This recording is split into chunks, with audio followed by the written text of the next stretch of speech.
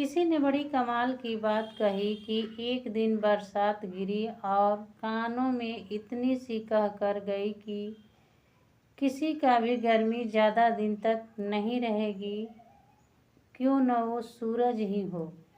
नमस्कार, मैं हूँ मीरा यादव और आप लोगों को बीच एक छोटी सी कहानी। एक गरीब परिवार के लड़का अपना गांव छोड़कर एक शहर में जाता है एक सरकारी नौकरी की तैयारी करने के लिए। वहां जाने के बाद कुछ परीक्षा दे चुका था, कुछ परीक्षा बाकी थी। तभी एक दिन खुशी के दिन आ जाता है। उसके पास इंटरव्यू देने के लिए कॉल आता है। इंटरव्यू देना तो लड़का के था, लेकिन लड़का को ये समस्या थी कि लड़के के पास पैसा नहीं था। लड़का अपने रूम में ढूंढता है तो 50 रुपए मिलता है। दोस्त से पहले से ही कर्जा ले चुका था और कर्जा लेने में शर्म आ रहा था। अगले दिन लड़का को इंटरव्यू देने एक शहर से दूसरे शहर जाना था और लड़का को 500 रुपए की ज़रूरत थी।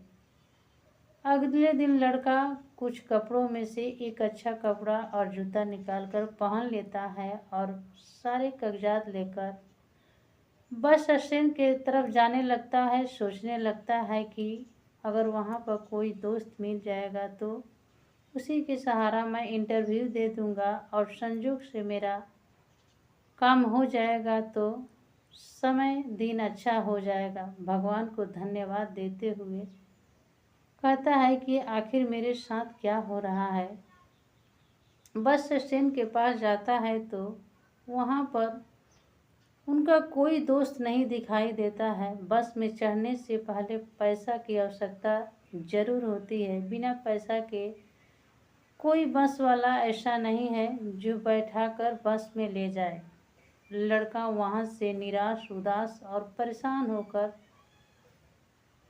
बस स्टेशन से जो ही बाहर आता है तो देखता है उसी के बगल में एक बहुत बड़ा मंदिर दिखाई देता है। उस मंदिर में जाने के बाद लड़का कहता है कि आज मुझे बचा लीजिए, आप ही के हाथ में है।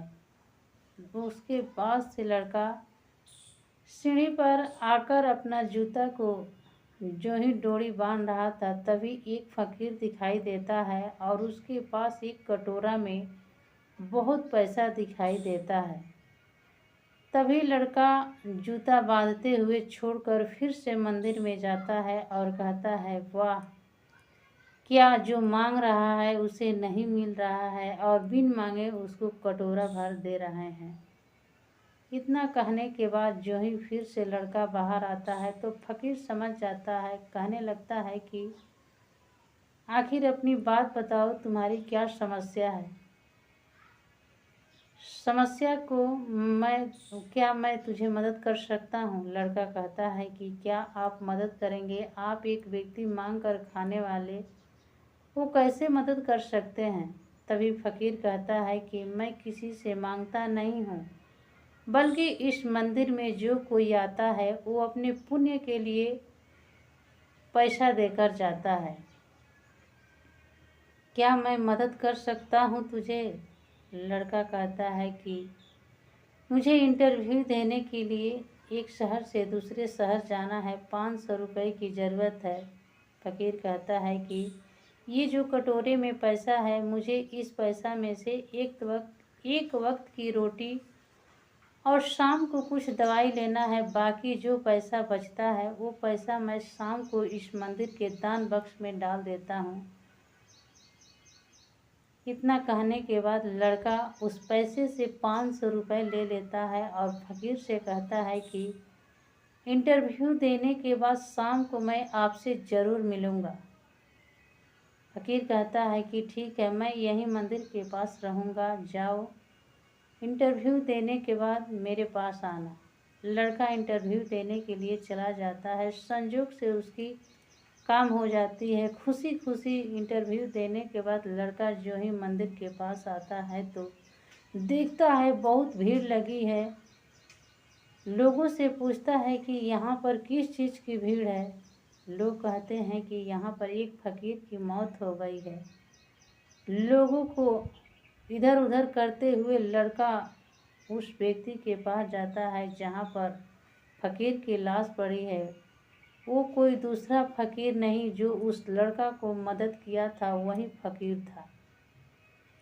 लड़का देखने के बाद मायूस हो जाता है और सोचने लगता है। तभी उसी भीड़ में से एक व्यक्ति की आवाज़ आती है कि इन्होंने पैसा के वजह से शाम को दवा नहीं ली, इसलिए इनका मृत्यु हो गई। तभी लड़का कहता है कि क्या भगवान, आप एक मदद करने वाले के साथ ये क्या कर दिए। तभी उसी भीड़ में से एक व्यक्ति कहता है कि मर गया तो अच्छा हुआ, एक फकीर था, इसके मर जाने से क्या होगा।